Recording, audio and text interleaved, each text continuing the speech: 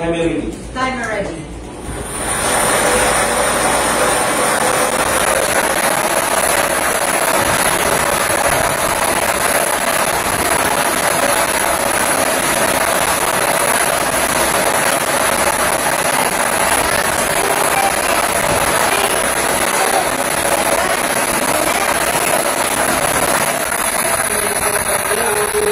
At yan ang ball number 22. Ball number 22. Ngayon sa patayin natin ang ball number 22.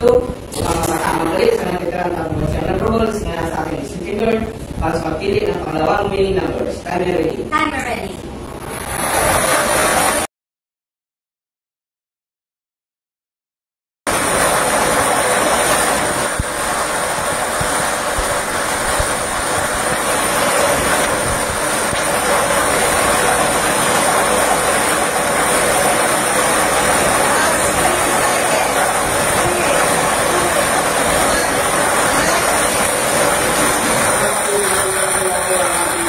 At yan na ang goal number 15. Goal number 15. Ulitin ko lamang po ating small count of remaining information para sa natin ang goal number 22 and 15. 5 kilos, 15. Ito kayo naman ang pakita ng tennis para sa ating teacher.